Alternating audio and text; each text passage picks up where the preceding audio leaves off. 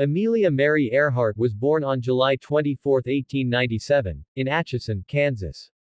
She was the oldest of two daughters to Samuel and Amy Earhart. From a young age, Amelia was fascinated with adventure and the outdoors. She was a tomboy who loved to play sports and explore the woods around her home. As a young woman, Amelia attended Ogontz School for Girls in Pennsylvania, where she developed an interest in social work. However, after serving as a nurse's aide during World War I, Amelia began to feel restless. She yearned for something more exciting and challenging. In 1920, Amelia took her first flying lesson with instructor Max F. Harling at Kinner Field in Long Beach, California. She was immediately hooked. Amelia worked multiple jobs to save money for flying lessons and eventually bought her own plane, a Kinner Airster. On May 22, 1923, Amelia became the 16th woman in the United States to earn a pilot's license. She was just 25 years old. Over the next few years, Amelia set several records for flying speed and distance. In 1928, Amelia became the first woman to fly across the Atlantic Ocean, accompanying pilot Wilmer Stultz on a flight from Newfoundland to Ireland. Although she didn't pilot the plane, Amelia's participation in the flight made her an international sensation. Amelia's fame continued to soar after her transatlantic flight. She became a sought-after speaker, writer, and advocate for women's rights in aviation. In 1931, Amelia married George Putnam, a publisher and promoter who helped manage her career. In the early 1930s, Amelia began planning her most ambitious adventure yet, a solo flight around the world. She spent months preparing, studying weather patterns, and training on a new plane, the Lockheed Electra 10E. The Electra 10E was a state-of-the-art aircraft, designed for long-distance flights. Amelia's plane was modified with additional fuel tanks, a navigator's seat, and a radio direction finder. Fred Noonan, a seasoned navigator and pilot, was hired to accompany Amelia on the flight. Noonan had extensive experience with Pacific flights and was familiar with the route they would take. On June 1, 1937, Amelia and Fred departed from Miami, Florida, heading south to Central and South America. The flight was expected to take several weeks, with multiple stops for fuel and maintenance. Amelia and Fred made their way through Central and South America, stopping in countries such as Brazil, Argentina, and Ecuador. They faced various challenges, including treacherous weather conditions and mechanical issues with the plane. On June 29, 1937, Amelia and Fred departed from Lae, New Guinea, embarking on the most daunting leg of their journey, the Pacific crossing. They planned to fly to Howland Island, a small atoll about 2,500 miles away. The flight was expected to take around 20 hours, but Amelia and Fred faced strong headwinds and fuel concerns. They had to navigate using celestial navigation and dead reckoning, as the plane's radio direction finder was not functioning properly. As they flew over the Pacific, Amelia and Fred encountered increasingly difficult weather conditions. They faced heavy clouds, strong winds, and limited visibility. At 8:43 a.m. local time, Amelia made her last transmission to the Coast Guard cutter USS Itasca, which was serving as a communication relay station. Cock calling Itasca. We must be on you, but cannot see you. Gas is running low. Have been unable to reach you by radio. We are flying at 1,000 feet. The transmission ended abruptly, and despite numerous attempts to re-establish contact, Amelia and Fred vanished into the vast Pacific Ocean. The disappearance of Amelia Earhart and Fred Noonan sent shockwaves around the world. The U.S. Navy, Coast Guard, and other authorities launched an extensive search and rescue operation, scouring the Pacific Ocean for any sign of the missing plane or its occupants.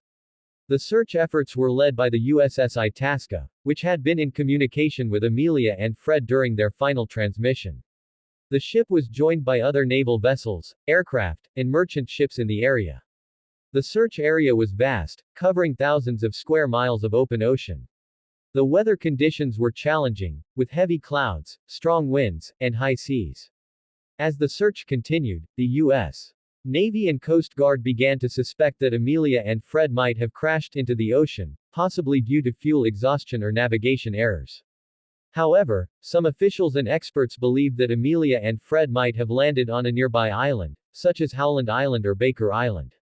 These theories sparked hopes that the two aviators might still be alive. The search efforts continued for weeks, but no definitive signs of Amelia and Fred were found. The mystery of their disappearance only deepened, including the crash and sink theory, the Gardner Island hypothesis, and others. As the search efforts continued, various theories emerged to explain Amelia and Fred's disappearance. Some believed they crashed into the ocean, while others thought they might have landed on a nearby island. One theory suggested that Amelia and Fred were on a spy mission for the U.S. government, tasked with gathering intelligence on the Japanese in the Pacific. This theory gained traction due to the pair's unusual flight route and the fact that they were carrying a large amount of fuel. Another theory proposed that Amelia and Fred were captured by the Japanese after landing on an island in the Marshall Islands.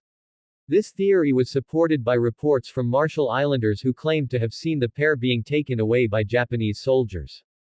The U.S. government and military investigated these theories, but no concrete evidence was found to support them. As the mystery deepened, suspects emerged. Some pointed to the Japanese, who were expanding their empire in the Pacific at the time. Others suspected that Amelia and Fred might have been victims of piracy or sabotage. The investigation continued, but the truth about Amelia and Fred's disappearance remained elusive. One of the most enduring theories surrounding Amelia's disappearance is the Japanese connection. Some researchers believe that Amelia and Fred were captured by the Japanese after landing on an island in the Marshall Islands. The theory suggests that the Japanese were concerned about Amelia's presence in the area, as they were secretly building military bases in the Pacific. According to this theory, Amelia and Fred were taken to Saipan, where they were imprisoned and eventually died. Some evidence supports this theory, including eyewitness accounts from Marshall Islanders who claim to have seen Amelia and Fred being taken away by Japanese soldiers. Reports of a Caucasian woman and man being imprisoned on Saipan. The discovery of a piece of aluminum believed to be from Amelia's plane on Nikumuro Island. However, other experts dispute this theory, citing lack of concrete evidence and inconsistencies in the eyewitness accounts. In recent years, new research and insights have shed light on Amelia's disappearance. One of the most significant developments is the work of the International Group for Historic Aircraft Recovery (TIGHAR), a nonprofit organization dedicated to investigating Amelia's disappearance. TIGHAR's research suggests that Amelia and Fred may have landed on Nikumuro Island, a remote atoll in the Phoenix Islands, Kiribati. The organization has conducted several expeditions to the island, finding artifacts that could be linked to Amelia's plane, including a piece of aluminum believed to be from the Electra's wing. Other researchers have also made significant contributions, including forensic analysis of Amelia's last transmission, which suggests she may have been closer to Nikumuro Island than previously thought. Study of the plane's fuel capacity and range, which indicates Amelia and Fred may have had enough fuel to reach Nikumuro. Investigation of Japanese records and archives, which could provide clues about Amelia's fate. While these new findings are intriguing, they are not conclusive, and the mystery of Amelia's disappearance remains unsolved. Amelia Earhart's disappearance on July 2, 1937, shocked the world and sparked an enduring fascination with her life and legacy. Despite the mystery surrounding her fate, Amelia's impact on aviation, women's rights, and popular culture is undeniable. Amelia's achievements. First woman to fly solo across the Atlantic 1932. First person to fly solo from Hawaii to California 1935. Set numerous records for speed and distance. Inspiration to generations. Pioneered women's participation in aviation.